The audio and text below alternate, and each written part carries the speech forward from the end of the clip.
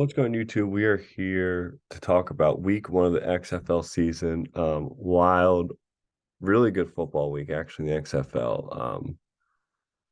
I think pretty much every game except the Orlando Houston game came down to the wire. Either final play or final couple plays. Really exciting. We'll get into all of it. We'll go game by game, and then maybe I'll just share some of my thoughts on the football overall. So let me just pull up the.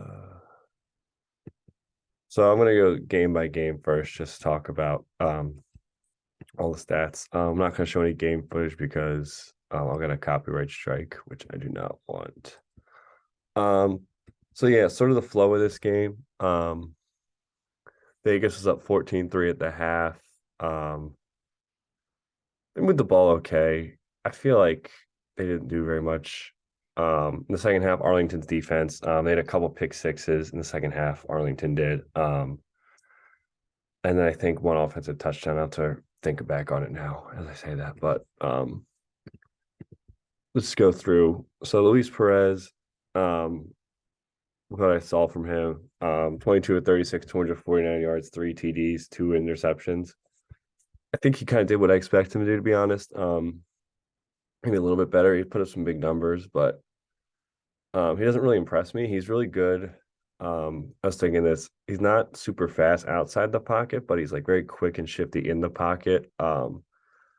He can make all those quick throws, which helps him, avoid some of the rush and make a quick dump off, which he did a couple times. His 2 interceptions were pick sixes, so he really blew it in the red zone. But I thought he was solid. I think he made those big mistakes. I don't think he's anything special. I wouldn't like. I don't quite get why they couldn't have just played what's his name, Huntley. Is that his name? Huntley, but Huntley. But running game, you can see only 15 carries for 25 yards. I think that kind of screwed them. You could see that's why Luis Perez had so many passing yards and threw the ball 35 times. I don't think an ideal game plan is what you want to do. But I don't blame them. Clearly, they couldn't get anything going on the ground, less than 2 yards a carry. Receiving, the receivers have good games. Sadiq Sweeting, Jeff Badet, 6 catches, 81 yards. They had the one fumble from Lovett, but so that's another turnover. So they had 3 turnovers in this game. That's right. One interception for CJ Avery. Maximilian Roberts, Max Roberts, LaRon Stokes combined for 2.5 sacks. Vic Beasley had a half a sack, big name. Pita Pinu. Thought I said he had a sack, but he doesn't. And yeah, CJ Avery with that one pick on Drew Plitt. And from the Arlington side, Drew Plitt, 19 of 25, 172 yards. Nothing special. I don't think he should start next week. I would put, oh my gosh, who's their backup? Kyle Sloter. Maybe he's not healthy. I don't know. I don't quite get why he's not starting. Drew Plitt. I didn't know much about Drew Plitt. He showed me nothing though. So again, the running game not super efficient here. Drew Plitt slacked 3 times. Not terrible. Receiving game, nothing special. So yeah, Arlington didn't have an offensive touchdown in this game, which I thought was true, but I had to make sure. Pretty good defensive game. 3 sacks. Excuse me. They got those couple picks. Both were pick sixes. Which changed the game, obviously. Both in the red zone. Where's the kicking? Why is the kicker not here? I assumed someone kicked a field goal, but maybe I'm wrong. I don't know. Yeah, the end of the game was interesting. So Vegas drove down like maybe a minute or so left, a little less actually, and scored a touchdown to make it a 2-point game. Went for 2. Could have gone for 3 to win the game. Went for 2, didn't get it. This was kind of the more boring game of the week. It was exciting because it was the first game in Arlington, exciting and all that. But I left feeling pretty disappointed, to be honest. I think both offense. I think Luis Perez was fine. He was solid, but didn't do anything. I think Drew Plitt stinks. I think Kyle Sloter should be starting, to be honest. I think it was a pretty sloppy game. I think anyone who watched it would say that. Line play was suspect, running game, not a super huge offensive game. But exciting, close, all you can ask for, really, I think, in this game. I had this game at we'll go over that, but I had the Arlington winning and covering. Arlington did win, didn't cover, missed it by a point. I had the line at 2.5 in my last video. But you know, I did pretty well. Otherwise, we'll talk about the Roughnecks Guardians. This game, I didn't watch the whole game, but I have to be honest, I watched the highlights of the second half. Paxton Lynch, so it was 33-12. It wasn't even that close, I don't think. It was 6-6 in the first quarter.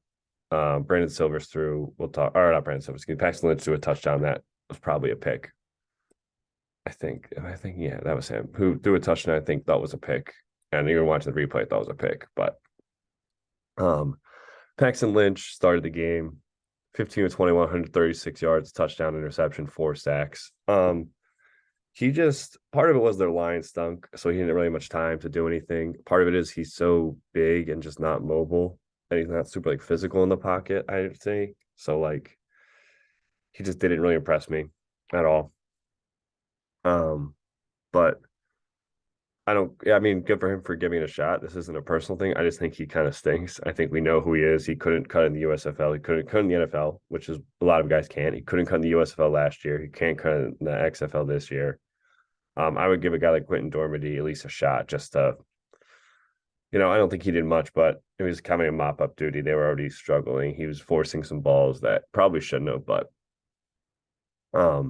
you know, your team's down, you're trying to make a play, you haven't played in a while. Not going to super harsh judging. 16 rushes, 78 yards. Probably should have ran the ball more, but again, they were trailing so early. I think they didn't really have a choice. Dantes Bird, couple catches for 11 yards. No one, Andrew Jamil, 3 catches for 80 yards and that touchdown. It must have been him that had Cody Latimer. I think it was Latimer had the touchdown that like jump ball that was like kind of like that Lions play where like I thought it was an interception. Some people thought it was a touchdown. I guess the booth thought it was a touchdown. Lost the fumble. Eli Rogers lost the fumble. Defensively, they got some decent pressure. Jacoby Jones, not that Jacoby Jones, or the other Jacoby Jones. There's like 3 Jacoby Joneses apparently, and he is neither one of them. But this guy had a couple sacks. Defensively, they had an interception, a couple interceptions, right? Elam and Marcus Murphy. Johnny Townsend's some punting, I guess. It's noteworthy. It's weird because I remember looking at this the next morning, and you look at the stats for the game. So like plays are about even, yards are a little bit pretty even, yards per play about even, first downs passing, I mean, pretty close. First downs rushing, third down efficiency, both are identical. The Roughnecks went for once on fourth and got it. Pass completions and attempts, pretty close. Roughnecks threw 2 INTs. The sack yards lost a biggie, so they got sacked 7 times, which is gonna kill you every time. I think that's the big story. They just never got anything going. They couldn't run the ball as much as they would have liked, I'm sure. Didn't have much success. That turnovers, too many turnovers, 3 INTs and a fumble, just not going to win the game. So that was that game. That's for the Guardians, excuse me, the Roughnecks. Brandon Silvers, I like Brandon Silvers. I thought he looked okay in this game. It's hard to tell with the competition. Just wasn't there. He was okay though. He threw a couple decent balls. His interceptions were pretty atrocious. Like guys just sitting there, just not seeing them, which is concerning because the guy's played. He's pretty old. He's not one of those guys fresh out of college who hasn't didn't get the reps. Maybe he didn't get the reps in college, but I mean he's played the XFL. He's played in the spring league. He's gotten enough reps. So I don't know what to do with that. I might give Cole McDonald the shot, to be honest. I liked what I saw from him. They gave him the ball, the goal line. He's at the end of the game. I think end of the game. I can check that down below, but he scored a touchdown. I would just give him a shot. Brandon Silvers didn't do anything. I get it's hard to go against the guy. 2 TDs, 2 picks. I think this made him look a lot better, especially playing at home, playing against the Guardians. I think a lot of quarterbacks would look a lot better. But Cedric Bird, yeah, receiving wise, Deontay Bird, John Trey Kirkland, which is some big days. No one else particularly noteworthy. No fumbles. Trent Harris with 4 sacks. I did not realize that. That's insane. Good for him. So going to be the leader in sacks. Tim Ward with a couple sacks. I was looking for Chauncey Rivers from Last Chance U with a couple tackles. Excuse me. No, stop highlighting that. Chauncey Rivers, Last Chance U, former Ravens player. The 3 picks we talked about, and nothing else particularly noteworthy. So yeah, Houston looked good, but I think the Guardians stink. It's their first game at home. I'm gonna give them a pass. I'm not gonna read too much after the Roughnecks, excuse me. Now this Sunday afternoon game was crazy. It was insane. Forgot to mention that last game was my best bet. I said that Houston would hammer the over or cover that easily, and they did by like 19 points. So my best bets are 1-0, which I'll go over. So yeah, they played this game in the Alamo Dome. I'm gonna go to the scoring drive for this one. The stats were cool. I'll talk more about the quarterbacks and all that, but we'll go to the fourth quarter. The Brahma scored touchdown, kick a field goal. Did they get a 2-point conversion on this? Let's see. So no conversion. Okay, so they scored 9 points. So I have to think about the scoring for a minute because the scoring was insane. And now let's scroll because I wish there was a better interface. But... okay, there we go. Okay, so we're at like, what was the score then? So it was, I gotta look at, sorry. It was such an unbelievable game. I'm just blanking on. Okay, yeah. So going into the fourth quarter, it's 6-3. It's 6-3. Neither offense get anything going. I'll talk more about that, but so it's 6-3. And then the Brahmas score a touchdown, kick a field, and make it 15-3. There's like 3 minutes left at that point, I think. I forget how much time. St. Louis marches down the field. St. Louis marches, yeah, down the field. So they're down by 12 points with how much time is on the clock? Yeah. So their first play is at like 2:52. They marched down the field 71 yards. I think they had like 100 yards the entire game before. So it was actually insane. They score the touchdown. They go for a 3-point conversion to Austin Proehl. That's good. So that's the XFL, extra points. You go for 1, you go for 2, you go for 3. They went for 3 to make it a 3-point game. Then on the ensuing, instead of a onside kick, if you're trailing, you can do a 4th down attempt, the 4th and 15. So you have to get 15 yards. You have one play to get at least 15 yards. If you get the first down, the clock keeps rolling. You keep the ball. If you don't get it, other team gets the ball, which would have ended the game. They get a 4th and 15. I didn't realize that was Austin Proehl too. Holy cow. So Austin Proehl caught the 3-point conversion, caught this 4th and 15. I think there was a penalty in the visit. Yeah, there was a roughing the passer coming up. Where is that? There was a roughing the passer at some point. Maybe that's here. There was a roughing the passer. They got a roughing the passer. They moved up. Maybe that's when it was. I thought it was later to drive. But anyway, AJ McCarron. Yeah, AJ McCarron. Sorry, long night. Gets hit. Throws a touchdown. Takes a late hit, so they get the roughing the passer. So they get like 15 more yards. He finds Austin Proehl like up the seam in the slot. Watched it on ESPN highlights. I'm not going to post it because they'll take it down immediately, or I'll get copyright strict, whatever. Austin Proehl, XFL legend. So he had that 3-point conversion. He caught the 4th and 15 conversion to keep the drive going, and then he caught this touchdown. So at that point, it was 18-15. So Austin Proehl in about 3 minutes had 9 points. which is crazy too. AJ McCarron, their 2 point conversion play was stupid. And AJ McCarron like tried to run kind of up the right. Made no sense to me, but didn't matter. Brahmas tried to drive, couldn't get anything going. Game ended with a sack. So they St. Louis won 18-15. The line ESPN had was 3, so people were mad they didn't get the conversion because it was 3.5. But I got it. I saw it at 2.5 on Wednesday before the game, and I said they would cover that, so that was pretty good. They made me a little nervous, but so AJ McCarron, we'll go Brahmas first. Jack Cohn, 136, 207 yards. I thought he was okay. He's tough. He's really tough, which I liked. Took a lot of big hits and didn't really seem phased. I don't 39 rushes. That's the most rushing yards we've seen. Over 100 rushing yards for them, which is good. Yeah, I don't really know what to think of them, to be honest. Or of Jack Cohn, rather, excuse me. He was solid. I thought he looked okay, tough, a lot of dink and dunking. I didn't see him make, I mean, maybe I missed it. I mean, no receiver is averaging more than 60. His one receiver had 16 yards. So I mean, he wasn't like awful, but didn't wow me. But their roster's not super deep. Reed Sinnett, I know people like. Shout out to my Eagles fans who are watching. But yeah,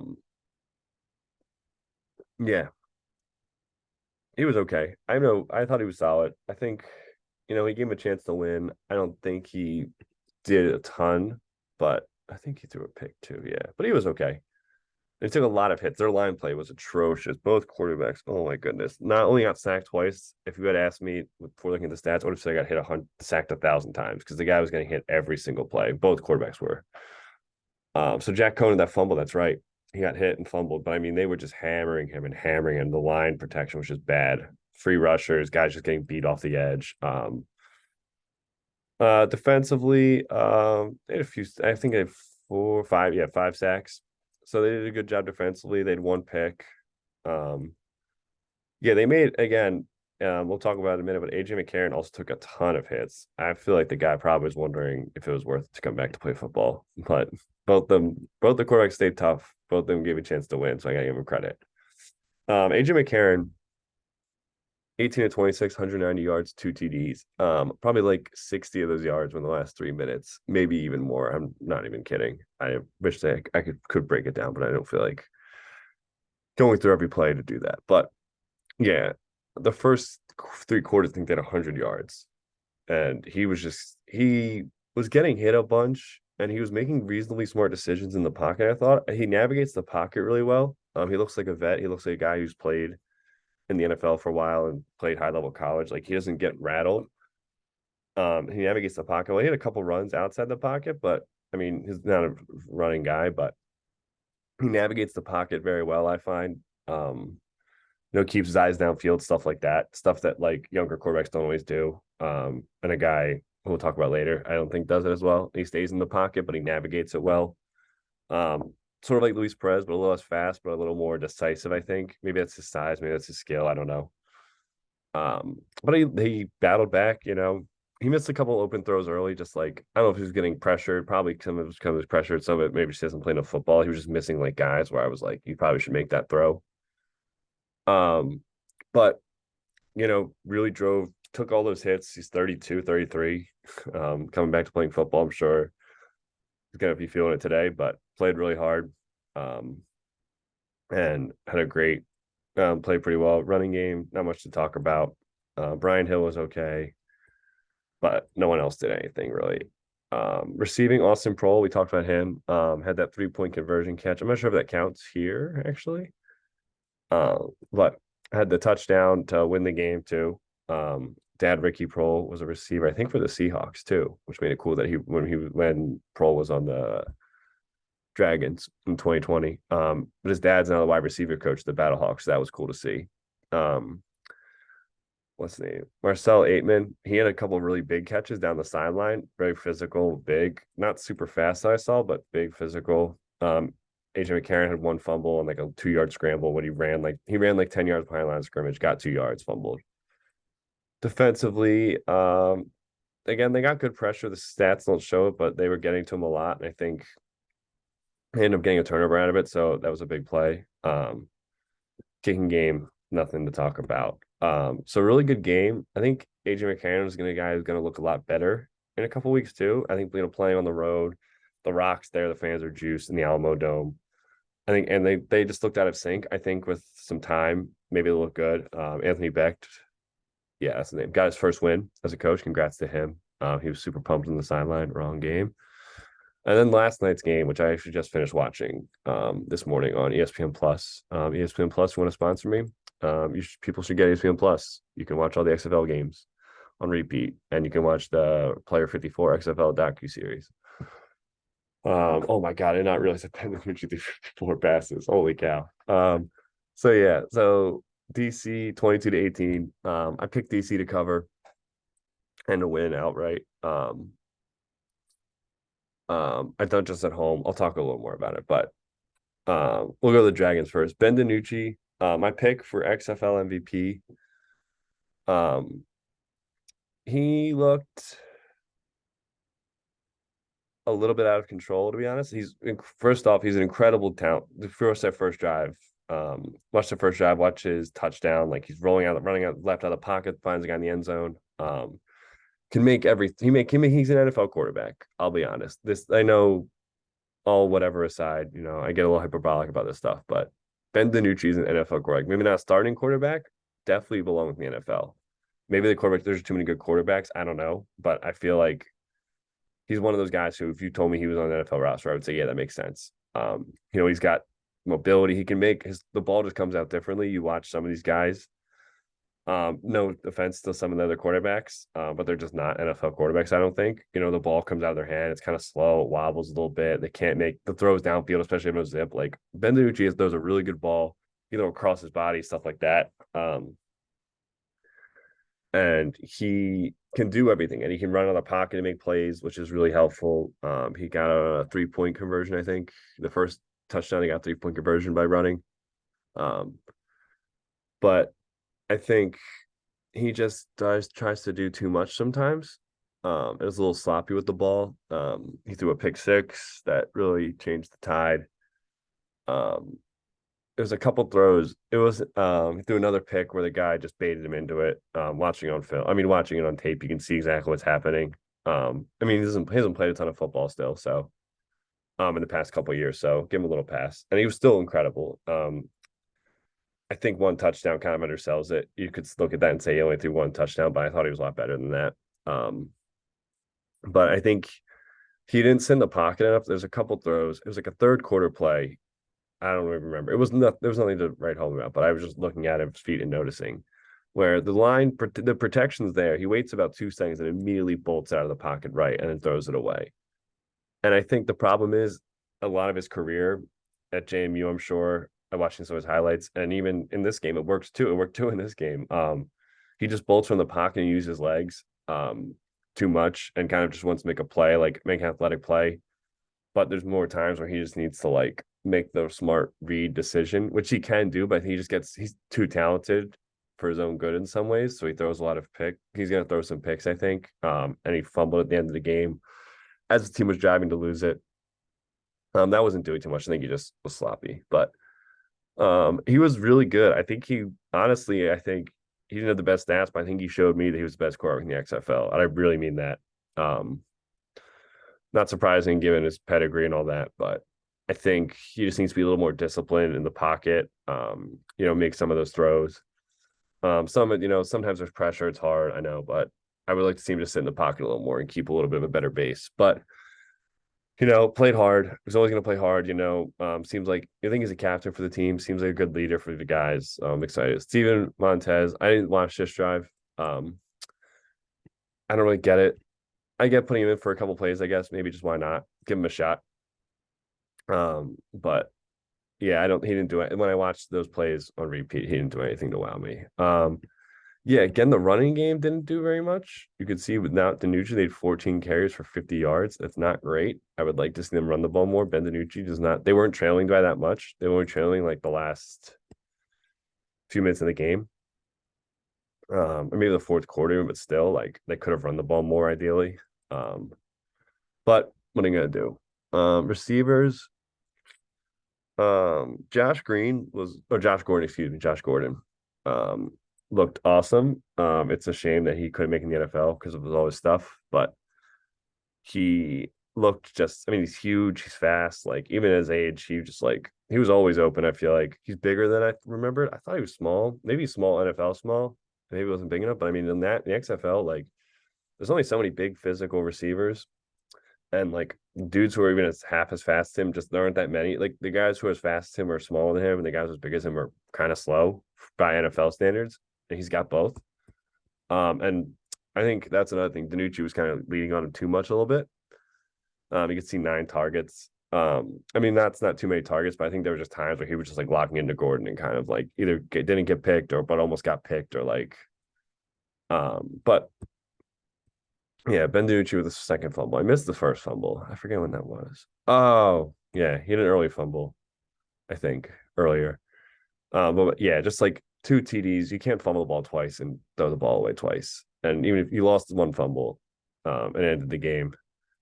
Um, defensively, they had no sacks. I did not realize that either. That's crazy. Yeah, they need more pressure. um,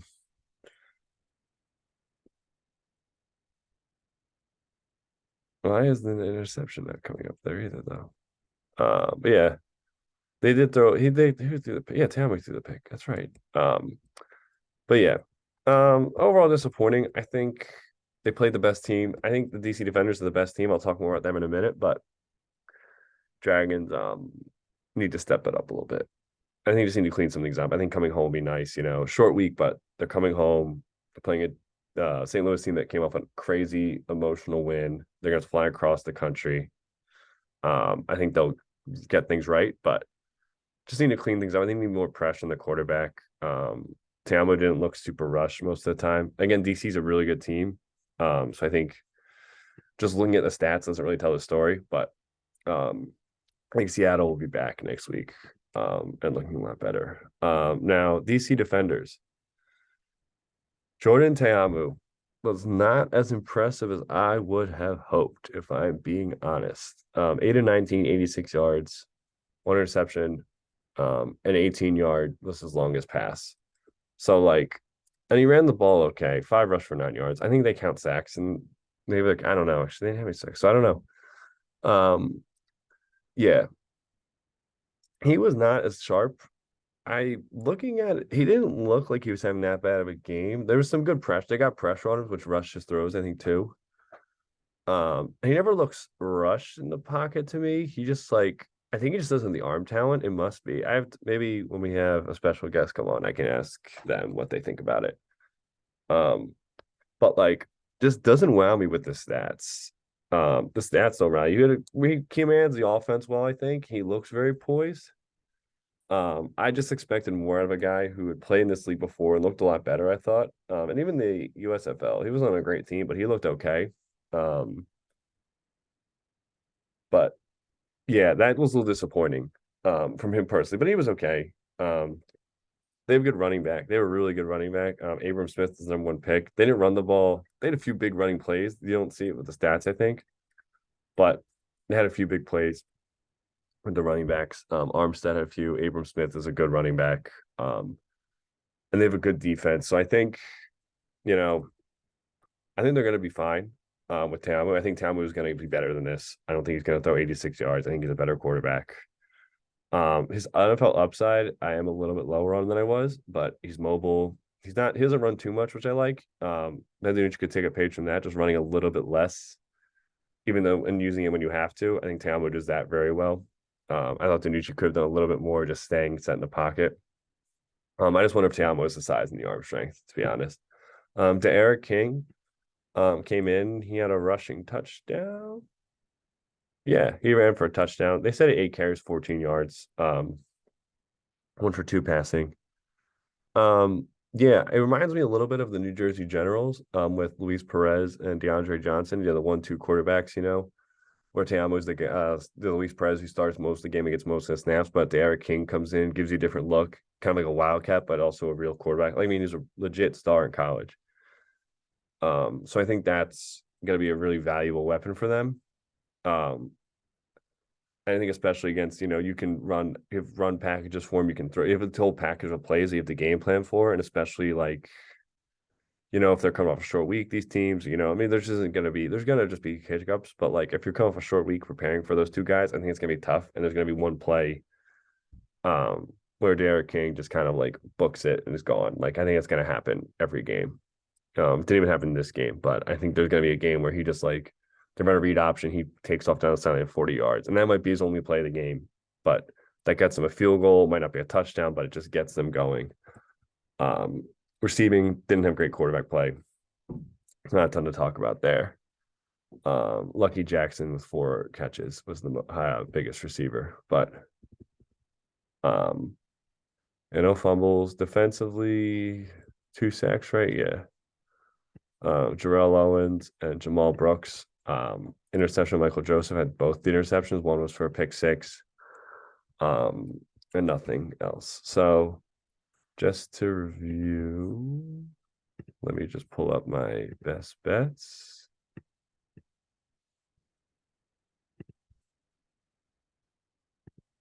Give me 1 second to pull it up. Why can't I see it now?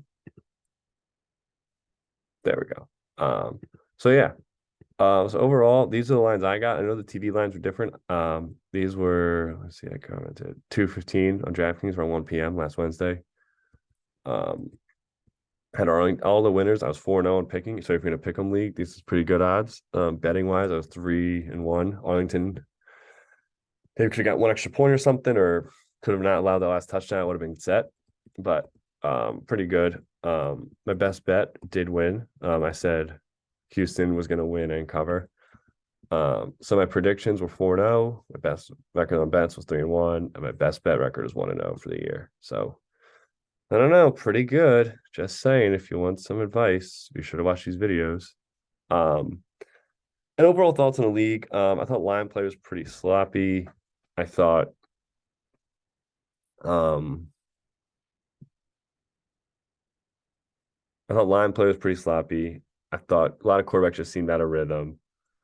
I think the line play is the biggest thing, to be honest. I couldn't stop thinking about it. I think these lines, which my coach friend always says, offensive line is the biggest key to these leagues. It's tough to get these lines to play together, but I think over time that'll get better. The replay process is pretty cool, how we can be in the replay booth. I forget if that was in the XFL 2020, but I liked it this year. I like it this year. It's cool to see what the refs are thinking and all that. So that's for week 1. We'll probably drop into prediction episode Wednesday, depending on when this comes out. This will be coming out on prediction guide, so coming out Tuesday or Wednesday. We'll have to see. Got a special episode coming out this week, so stay tuned for that. Be sure to like, comment, subscribe. Let me know what you think in the comments about the XFL season so far, and thanks for watching.